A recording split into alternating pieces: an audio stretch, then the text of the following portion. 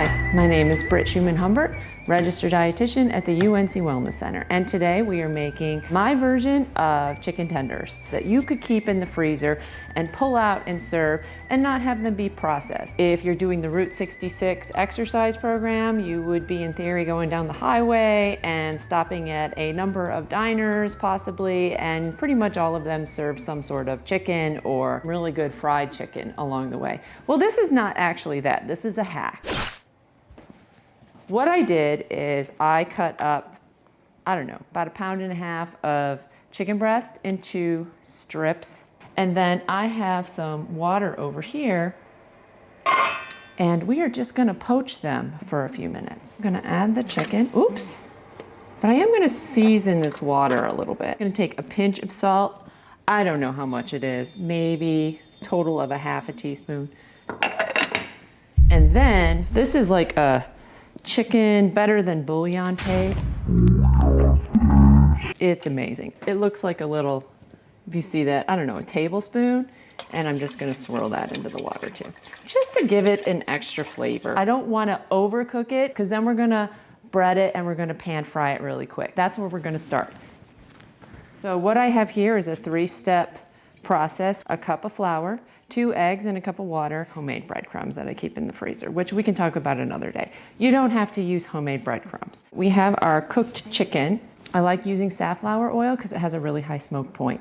So that means it's less likely to burn and smoke out your house. What we're gonna do is we're gonna take our chicken. It's still kind of hot.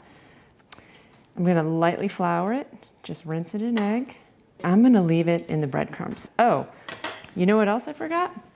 Seasoning to the flour. So I add a good 2 teaspoons of salt to the flour, and then I mix it up with my measuring spoon because I'm lazy.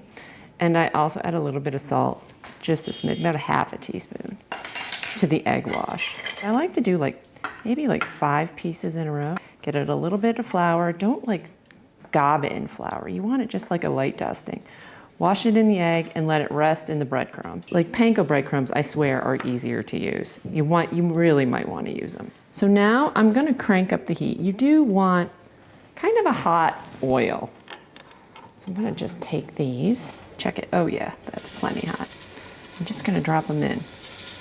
One of the best tools in the kitchen to have, and you've seen me use them. These are like my favorite tongs in the whole world. I am constantly using them like maracas practically. If you have a really good set of tongs, you feel like you can just pretty much do anything. And you're just actually trying to get a coating on them. Just gonna kind of turn them over, check on them. You just want them to brown. It takes about a minute. And then in the meantime, go to the next batch. Take 5 pieces of chicken, put it in the flour, drop it in the egg, and it rests in your breadcrumbs. I really do like to do these in large quantities and stick them in the freezer. So once they're cooked, and then the kids can just microwave them. You can use them for sandwiches. You can use them in pasta, however you need to. Ooh, let's just give these a check. Oh yeah, they are looking good. Boom. And I have a plate with some paper towel handy. And when they are nice and brown, just take them out. I am a big fan of unprocessed foods. That doesn't mean I throw all the junk food out in my house or anything. I just am a big fan of homemade and unprocessed, and yes, it is healthier for you. But maybe you start doing this and that's just one less processed food you have in your house than you did before. That's the point. It's, take it in steps. See if you like this recipe. Maybe you don't. Because remember, these are already cooked. We're just putting a light coating on them. They're homemade. They're still real. They're genuine food.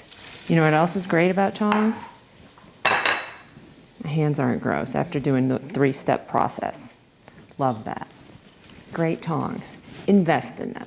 Get really long, good ones that are easy to use and you trust. Almost done. All right. Now, you can do a lot of different dipping sauces with them. My kids like barbecue sauce. I also do a quick honey mustard. I'll put the recipe underneath this video. But as you can see, these are chicken tenders. They're quite delicious. Ooh, they're a little hot.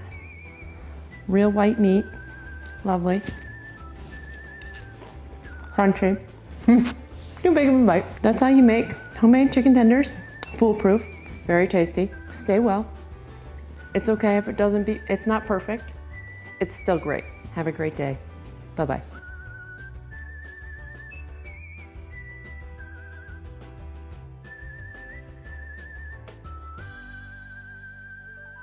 I don't really care to measure that much.